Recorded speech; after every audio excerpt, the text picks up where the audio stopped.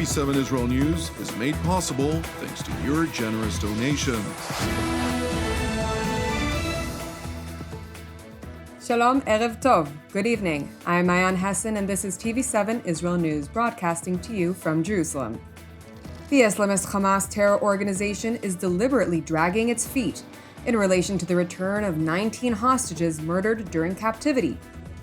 President Donald Trump warns Hamas that if it refuses to disarm willfully, they will be disarmed by force.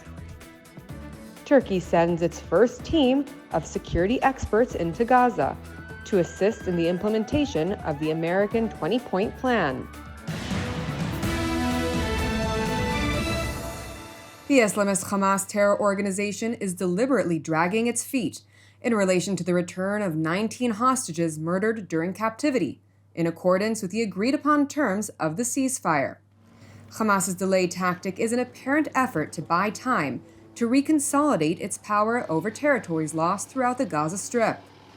Up until this point, Hamas has delivered only 9 coffins with remains of the hostages out of the 28. One of the latest delivered coffins held human remains. However, they do not match any of the 19 Israeli hostages still held in Gaza. Hamas also released another body overnight, and after going through the proper identification process at the Forensic Institute in Yafo, it is confirmed the body is not of a hostage. We stand clear when we say this.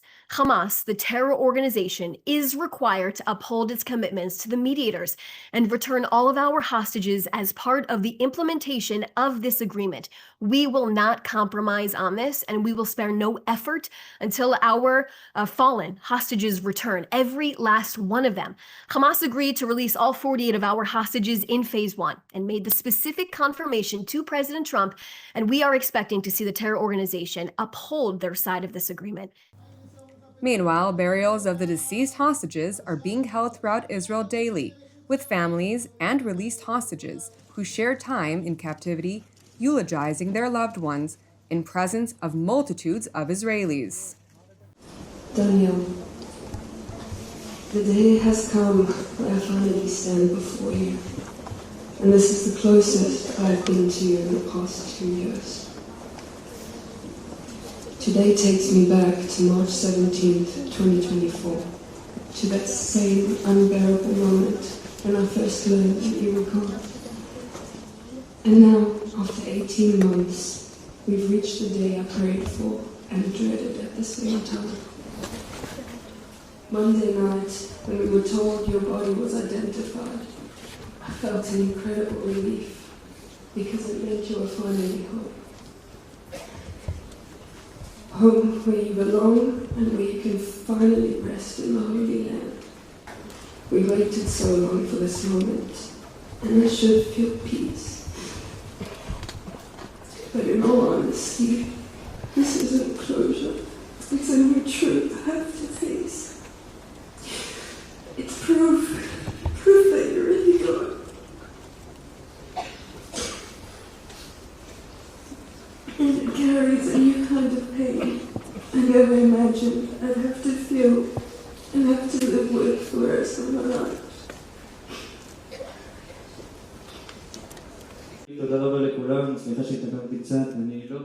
Thank you all so much. Sorry I got a bit delayed and that I wasn't fully prepared.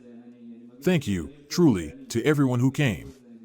I feel like this is unbearable. It was horrible. I feel like I'm not okay. And you will walk with me until my last day, I promise you, and God willing, in the world to come, together with Itai Chen, may his memory be blessed.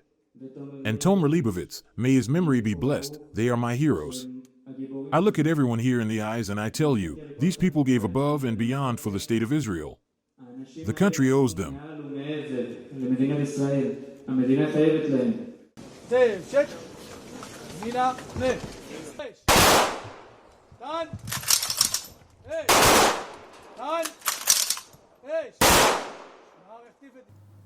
Israeli Prime Minister Benjamin Netanyahu, accompanied by his wife Sarah, visited a few of the released hostages, during the course of which he also addressed Hamas's failure to release all of the deceased hostages, asserting that Israel will use all tools in its disposal to ensure their return.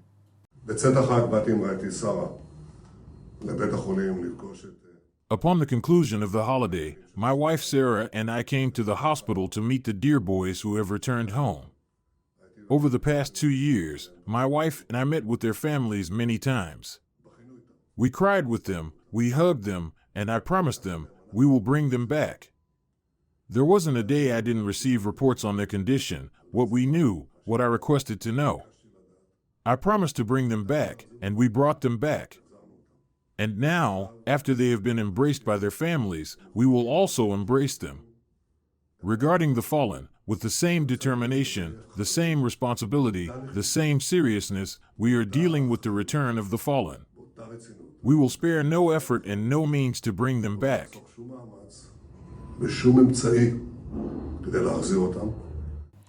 Parents of hostages who were released by Hamas have pledged not to relent in their public protest until the last of the hostages is returned.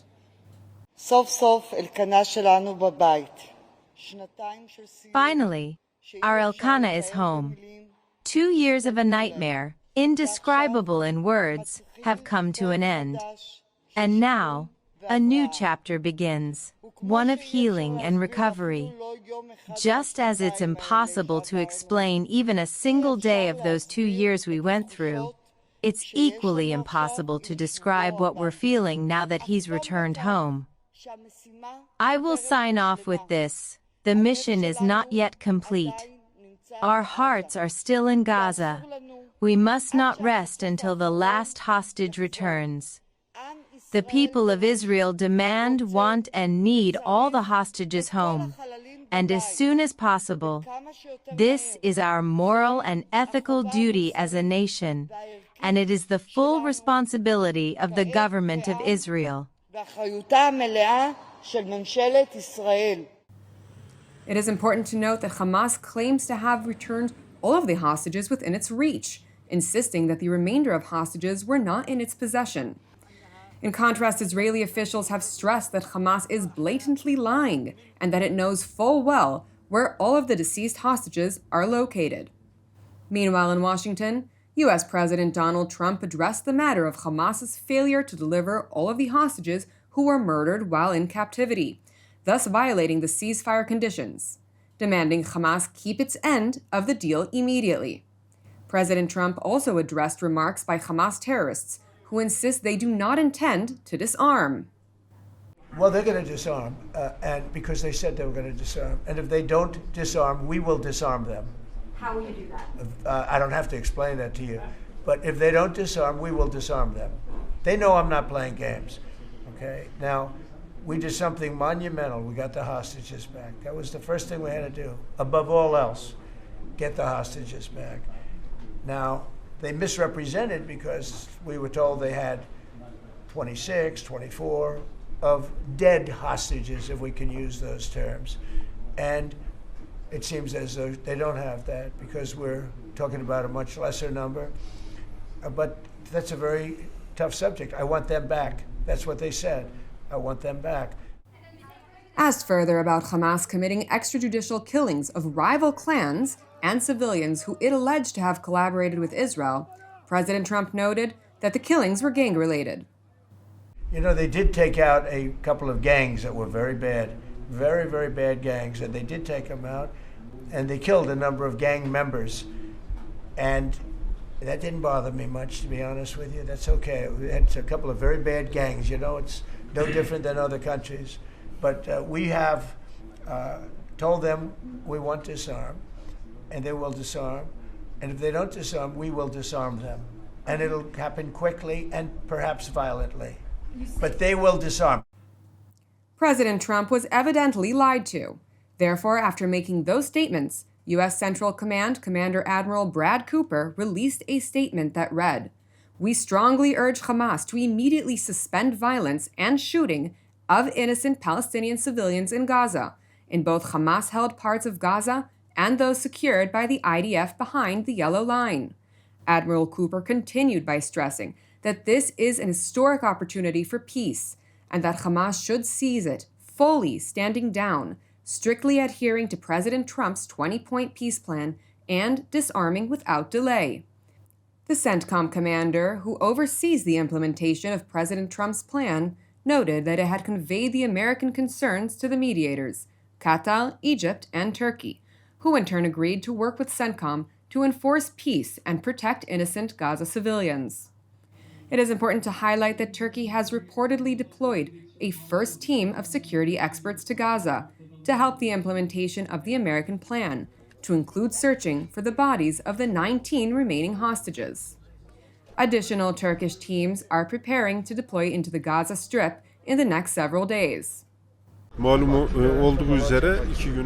As is known, as part of the peace agreement made 2 days ago, as a result of the peace being signed with great effort by our honorable president, with other global states, as always, AFAD is heading to the region to nurse the wounds of our Gazan brothers.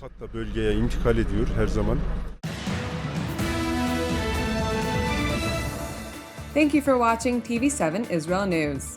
Tomorrow, Jonathan will return to host TV7's Power and Play for the first time to discuss the latest complexities facing Israel on the strategic level.